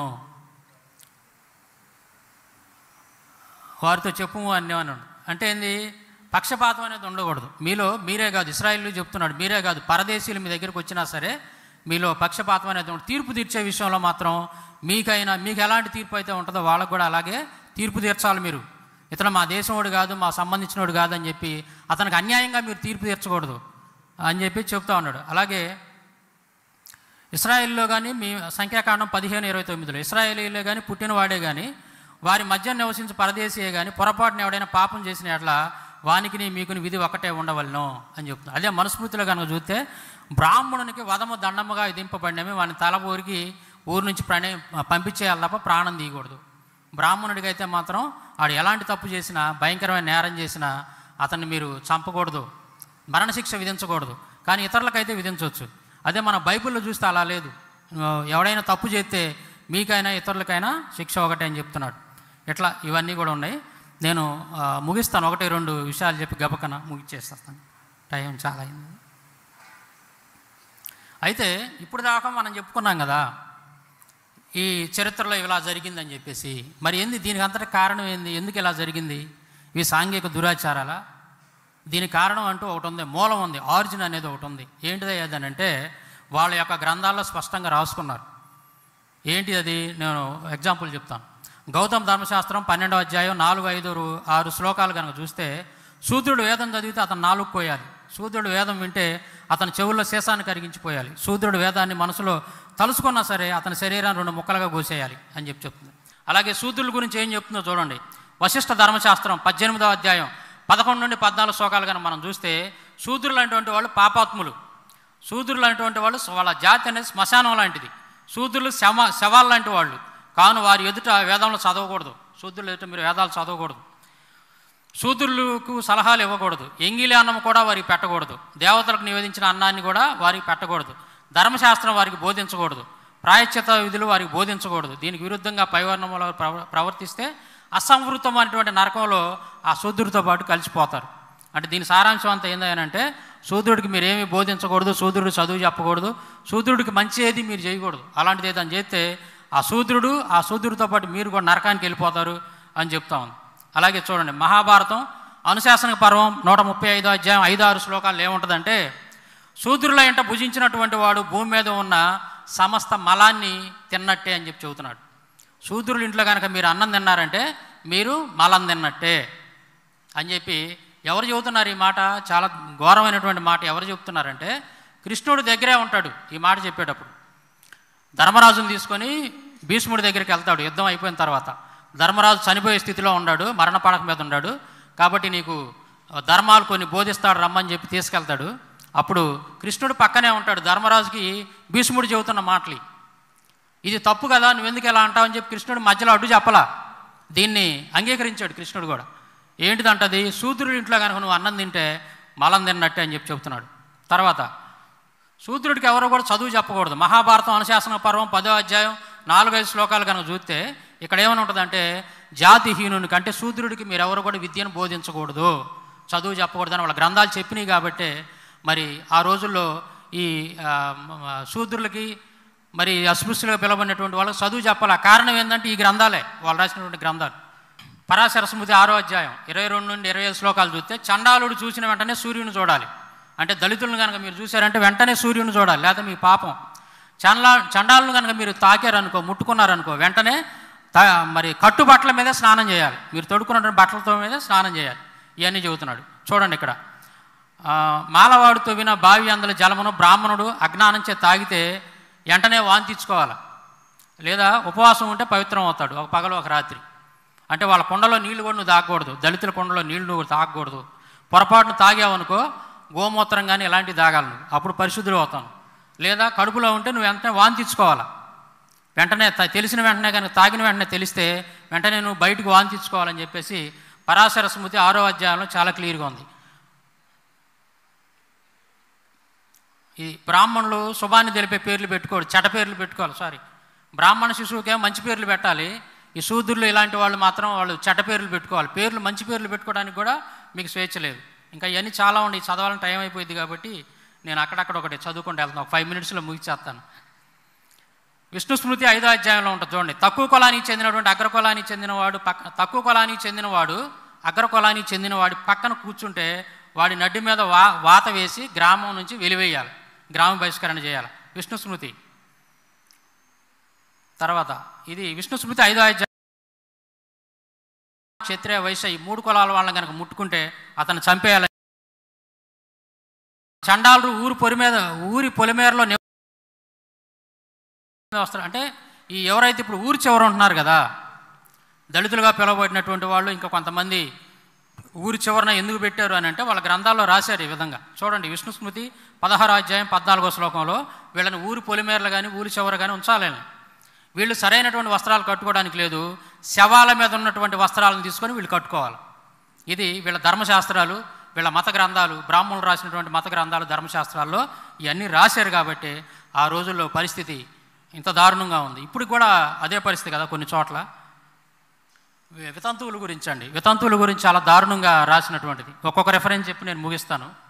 అగ్నిపురాణం 230వ అధ్యాయం 3వ శ్లోకంలో ఏమని ఉంటుందంటే, మీరు ప్రయాణం అయిపోతున్నప్పుడు దారిలో వితంతువు, గర్భిణీ స్త్రీ, చండాలుడు ఎదురుగా వచ్చిన అశుభం జరిగిద్ది.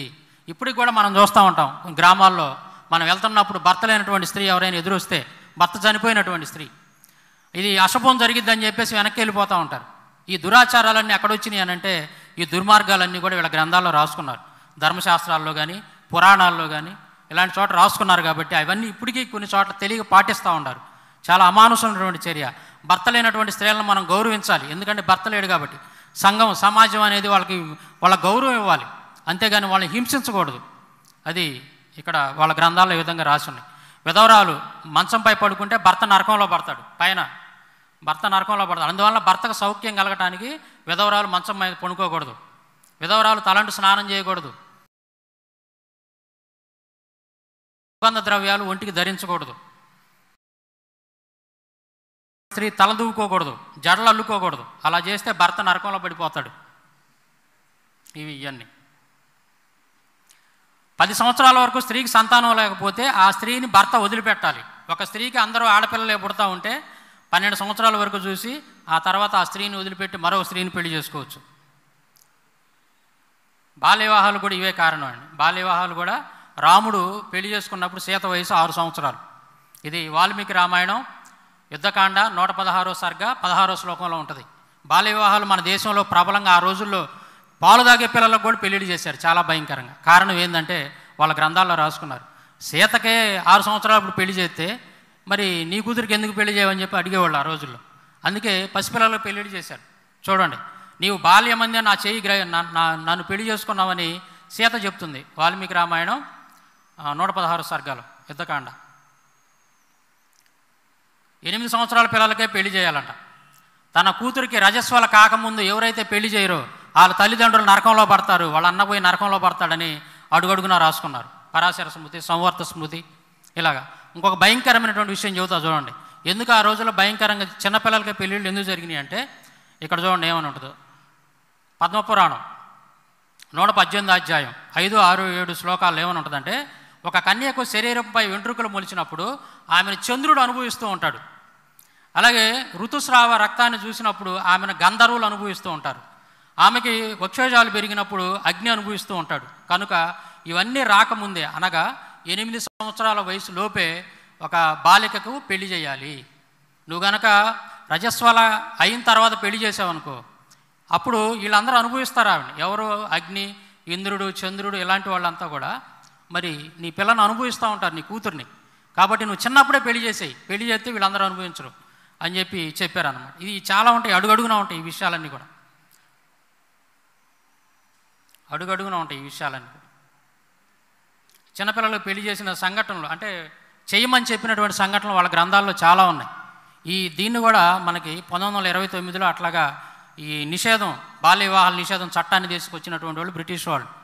అయితే వాళ్ళ చట్టాలు తేవడానికి మన క్రైస్తవ మిషనరీలు చుట్టుపక్కల తిరిగి అనేక రిపోర్ట్లు తయారు చేసి గవర్నమెంట్కి సబ్మిట్ చేసి ఈ చట్టాలను తీసుకొచ్చారు, కాపాడారు స్త్రీ జాతిని ఒక రకంగా చెప్పాలంటే.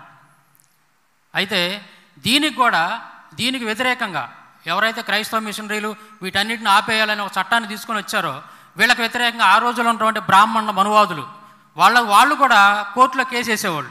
ఇది మా ఆచారం, మాకు ఎప్పటి నుంచో వస్తున్నటువంటిది, మా దేవుడు ఇవన్నీ చెప్పాడు, కాబట్టి మీరు మీరు అడ్డు తగలటానికి వీల్లేదు, మేము బాల్య వివాహాలు చేయాల్సిందే, సతీ సాగమనం చేయాల్సిందే, ఇవన్నీ మా ఆచారాలు, మీరెవరు మధ్యలో చెప్పడానికని వాళ్ళు వచ్చినప్పుడు క్రైస్తవ మిషనరీలు గట్టిగా పోరాడి ఆ సాక్ష్యాలన్నీ కూడా సబ్మిట్ చేసి చట్టాలను తీసుకొచ్చాడు. వాటన్నిటిని కూడా రూపుమాపారు అనమాట.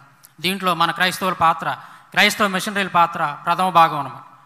పెళ్లి కాకుండా రజస్సులైన కన్య ఇంట్లో కనుక ఆమె ముఖాన్ని కనుక చూస్తే తల్లి, తండ్రి, అన్నయ్య మొత్తం నరకానికి వెళ్తారు. కాబట్టి రజస్వల కాకముందే పెళ్లి చేయాలని చెప్తా ఉన్నాం. సతీ సాగమనం గురించి ఒక రిఫరెన్స్ చెప్తానండి. ఇది ఎలా వచ్చిందంటే, ఈ సతీ సాగమనం అనేది వాళ్ళ గ్రంథాల్లో అడుగడుగునా ఉంది. దాదాపు 40 రెఫరెన్స్లు. నేను 2 పుస్తకాలు రాశాను ఈ మధ్య. అందులో వీటన్నిటి మీద బోల్డెన్ రెఫరెన్స్లు ఉన్నాయి. బయట తర్వాత మధ్యాహ్నం, సాయంత్రం స్టాల్స్లో ఉంటాయి, బయట మీరు తర్వాత తీసుకోవచ్చు. వీటన్నిటి మీద నేను 2 పుస్తకాలు రాశాను. మొత్తం రెఫరెన్స్ సహా ఇచ్చి రాశాను. మీకు కావాలంటే అదనంగా సమాచారం కావాలంటే అందులో ఉంటే మీరు కొనుక్కొని చదవచ్చు. ఈ నారద పురాణం, విష్ణు పురాణం చూడండి, ఇవన్నీ కూడా సతీ సాగమనానికి చెందినటువంటి. గరుడు పురాణం, తన భర్తతో పాటు భార్య కూడా చితిలో కనుక ప్రాణత్యాగం చేస్తే ఇద్దరు కలిసి 3,50,00,000 సంవత్సరాలు స్వర్గంలో స్వర్గసుఖాన్ని అనుభవిస్తారు. భర్త చనిపోయినప్పుడు భార్య కూడా బతికొండగానే భర్తతో పాటు చితిలో పడి తగలబడిపోతే మీరిద్దరు కలిసి స్వర్గానికి వెళ్తారు. అక్కడ 3,50,00,000 సంవత్సరాలు స్వర్గంలో హ్యాపీగా ఉంటారు. మీరు నీ భర్త పాపాలన్నింటిని కూడా నువ్వు విడిపిస్తావు నువ్వు తగలబడిపోతే అని చెప్పి రాసుకొని దారుణంగా ఆ రోజుల్లో స్త్రీ జాతిని నిలువున తగలబెట్టేశారు. విలియం బెంటింగ్ అనేటువంటి గవర్నర్ జనరల్, క్రైస్తవుడు, ఒక అధికారి, ఆయన చట్టాన్ని తీసుకొని ఇచ్చాడు. సతీ సాగమనం ఎక్కడైనా జరిగిందా, ఎవరైనా చేశారంటే మాత్రం మీకు మరణశిక్ష ఉంటుందని చెప్పి భయంకరంగా ఆ రోజుల్లో దీన్ని కట్టడి చేశాడు. ఎంతోమంది స్త్రీలను కాపాడారు వీళ్ళు, మన క్రైస్తవ మిషనరీ. ఇట్లా దేవదాసి వ్యవస్థ కూడా కారణం వీళ్ళ గ్రంథాలే. దేవదాసి వ్యవస్థకు కూడా బ్రహ్మాండ పురాణంలో ఉంటుంది చాలా క్లియర్గా. 8వ అధ్యాయం 11వ శ్లోకంలో దేవదాసి, బ్రహ్మదాసి, స్వతంత్రదాసి, శూద్రదాసి అటువంటి పేర్లు కనపడతా ఉంటాయి మనకి. ఈ దేవదాసీలుగా మారిపోవాలని చెప్పేసి కృష్ణుడే దీనికి కారణం, దేవదాసి వ్యవస్థ రావడానికి. ఇదంతా కూడా చదివితే టైం సరిపోదు కాబట్టి మనకి నేను రెఫరెన్స్లు ఇస్తున్నాను, మీరు చూసుకోవచ్చు. నేను రాసిన బుక్స్లో ఉంటాయి ఇవన్నీ కూడా మీరు చూడవచ్చు. విలియం బెంటింగ్ ఈయననమాట గొప్ప సంస్కర్త మనకి. ఈ సతీ సాగమనం, చిన్నపిల్లల్ని చంపడం, వీటన్నిటి మీద వాటిని నిషేధించినటువంటి చట్టాలని అమలుపరిచినటువంటి వ్యక్తి, తీసుకొచ్చినటువంటి వ్యక్తి విలియం బెంటింగ్ గారు. ఈయనకి చాలా రుణపడి ఉన్నారు స్త్రీ జాతి, ఈయనకి చాలా రుణపడి ఉందన్నమాట. సో ఇట్లాగా దీన్ని బట్టి ఓవరాల్గా చూస్తే మనం సమయం అయిపోయింది కాబట్టి నేను తొందరగా చెప్పాల్సి వచ్చింది. దీన్ని బట్టి మనకు అర్థమైంది ఏంటంటే చరిత్రను మనం తెలుసుకోవాలి. ఎందుకంటే ఏం జరిగిందనేది తెలిస్తే రాబోయే రోజుల్లో అలా ఏమైనా ప్రమాదాలు జరిగినప్పుడు వాటికి మనం మళ్ళీ మనం అలాంటి పనులు జరగకుండా ఉండటానికి మనం ఏం చేయగలం అది చేయగలుగుతాం అన్నమాట. కాబట్టి మన క్రైస్తవ మిషనరీలు, మన ఒక ఇండియా అనుకుంటే మీరు పొరపాటండి. క్రైస్తవ మిషనరీలు ప్రపంచవ్యాప్తంగా వెళ్ళిపోయి ఆయా దేశాల్లో, ఆయా ప్రాంతాల్లో ఉన్నటువంటి ఇలాంటి దుర్మార్గమైనటువంటి పనులు, మూఢాచారాలు, మూఢనమ్మకాలు, వీటన్నిటి మీద ఫైట్ చేసి అందరికి కూడా విముక్తిని కలిగించారు క్రైస్తవ మిషనరీ. కాబట్టి వాళ్ళను స్ఫూర్తిగా తీసుకొని మనం కూడా ముందుకెళ్ళాలి. మన పూర్వీకులు ఏదో చేశారులే సార్ మనకెందుకు, మనం ప్రార్థన చేసుకొని కదలకుండా ఇంట్లో కూర్చుందాం అనుకోకుండా ఈ కాలంలో మన వలన మనం ఏదైతే చేయగలుగుతామో, దేవుడు మనకిచ్చినటువంటి జ్ఞానం కొద్దీ, దేవుడు మనకిచ్చినటువంటి శక్తి కొద్ది మనం ఆ విధంగా పని చేసుకుంటూ వెళ్ళి దేవుని రాజ్య వ్యాప్తికి మనందరం కూడా కలిసి పనిచేయాలి. సో ఈ సందర్భంగా మరి ఈ అవకాశాన్ని నాకు ఇచ్చినందుకు సహోదరులకి, అలాగే ఇప్పటివరకు ఓపికగా ఉన్నటువంటి మీ అందరికి కూడా ప్రభువైన యేసుక్రీస్తు నామములో మరొకసారి వందనాలు తెలియజేసుకుంటూ సెలవు తీసుకుంటున్నాను. Thank you.